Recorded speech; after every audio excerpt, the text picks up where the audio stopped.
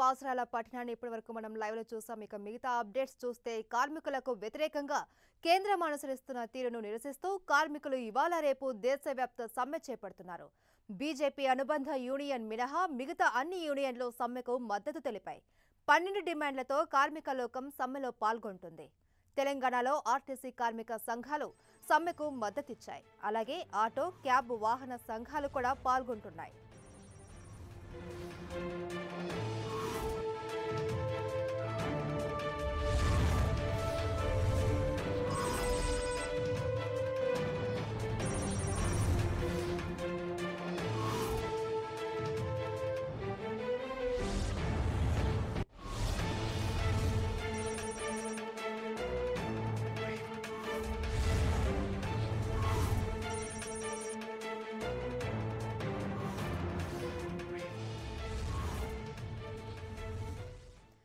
దేశవ్యాప్తంగా కార్మిక సంఘాలు చేపడుతున్న సమ్మెకు సంబంధించి మరిన్ని డీటెయిల్స్ మా ప్రతినిధి గోపికృష్ణ అందిస్తారు. గోపికృష్ణ, దేశవ్యాప్తంగా 2 రోజుల పాటు కార్మిక సంఘాలు సమ్మె బాట పట్టాయి. దాదాపు 20 కోట్ల మంది కార్మికులు ఈ సమ్మెలో పాల్గొంటున్నారు. ప్రభుత్వ, ప్రైవేటు రంగాలకు సంబంధించిన కార్మికులంతా కూడా ఈ సమ్మెలో పాల్గొంటున్నారు. దాదాపు 12 డిమాండ్లు, కనీస వేతనం సహా కార్మిక చట్టాల సవరణలు, ముఖ్యంగా కార్మికులకు సంక్షేమ పథకాలు అమలు చేయడం, ఇందులోనే ముఖ్యంగా ధరలు తగ్గించడం, నిత్యావసర వస్తువుల ధరలు తగ్గించడం సహా కార్మిక రంగాలకు సంబంధించిన అన్ని డిమాండ్లను, అలాగే ప్రజా క్షేత్రంలోకి సంబంధించిన అన్ని డిమాండ్లను జతపరుస్తూ 12 డిమాండ్లు కార్మిక సంఘాలు గతం నుంచి చేస్తున్నాయి. ఏఐటియుసి అలాగే సిఐటియు సహా ముఖ్యంగా దాదాపు 10 కార్మిక సంఘాలు ఈ సమ్మెలో పాల్గొనబోతున్నాయి. దేశవ్యాప్తంగా ఈ రోజు, రేపు 2 రోజుల పాటు ఈ సమ్మె అనేది జరగబోతోంది. ముఖ్యంగా ప్రైవేట్ సెక్టార్ లో ఉన్న ఎంప్లాయీస్, అలాగే పబ్లిక్ సెక్టార్ లో ఉన్న ఎంప్లాయీస్, వీరు ఇద్దరు కూడా ముఖ్యంగా ఈ ట్రేడ్ యూనియన్స్ లో భాగస్వాములుగా ఉంటారు. కాబట్టి ముఖ్యంగా ఈ 2 రంగాలకు సంబంధించిన ఎంప్లాయీస్ కూడా దాదాపు 20 కోట్ల మంది కార్మికులు ఈ సమ్మెలో పాల్గొనబోతున్నారు.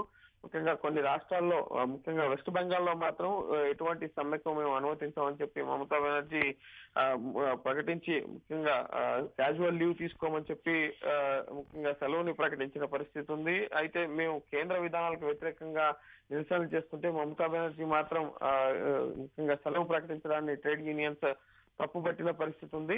అలాగే ముఖ్యంగా ఢిల్లీలో మండీ హౌస్ నుంచి పార్లమెంట్ స్ట్రీట్ వరకు కూడా ఈ 10 కార్మిక సంఘాలకు సంబంధించిన నాయకులు ర్యాలీగా ముఖ్యంగా నిరసన కార్యక్రమాన్ని కూడా చేపట్టబోతున్నారు. పార్లమెంట్ స్ట్రీట్ లో ఒక్క బిఎంఎస్, ముఖ్యంగా భారతీయ మజ్దూర్ సంఘ్, బీజేపీకి సంబంధించిన అనుబంధ సంస్థ మాత్రమే ఈ సమ్మెకు మద్దతు ఇవ్వడం లేదు. సెప్టెంబర్ 20న తీసుకున్న నిర్ణయానికి అనుగుణంగా ఈ రోజు ఈ కార్మికుల సమ్మె అనేది జరగబోతోంది. రవాణా రంగం, అలాగే టెలికాము, ముఖ్యంగా తపాలా, రక్షణ రంగం, ఈ విధంగా ప్రభుత్వ రంగ సంస్థలకు సంబంధించి బ్యాంకింగ్, పోస్టల్, ఈ విధంగా అన్ని భాగాలకు సంబంధించిన ఎంప్లాయీస్ కూడా ఈ సమ్మెలో పాల్గొంటున్నారు. సమ్మె ప్రభావం భారీగా పడే అవకాశం ఉంది. రవాణా రంగం కూడా పూర్తి స్థాయిలో నిలిచిపోతుంది. ముఖ్యంగా కర్ణాటకలో ముఖ్యంగా స్కూళ్లకు సెలవు ఇచ్చిన పరిస్థితి కూడా ఉంది. సో పెద్ద ప్రభావం అయితే పడే అవకాశం ఉంది. మరి కేంద్ర ప్రభుత్వం, ముఖ్యంగా అరుణ్ జైట్లీ నేతృత్వంలో ఒక కమిటీ కూడా వేశారు కనీస వేతనానికి సంబంధించి, అలాగే కార్మిక చట్టాల సవరణలకు సంబంధించి ముఖ్యంగా పలుమార్లు సమావేశాలు జరిగిన, ముఖ్యంగా కార్మికులకు అనుగుణంగా నిర్ణయాలు తీసుకోవడం లేదు కేంద్ర ప్రభుత్వం అని చెప్పి భవిష్యత్తులో ఇంకా ఆందోళన ఉధృతం చేస్తామని చెప్పి కార్మిక సంఘాలు చెప్తున్నాయి. Right, thank you Gopikrishna.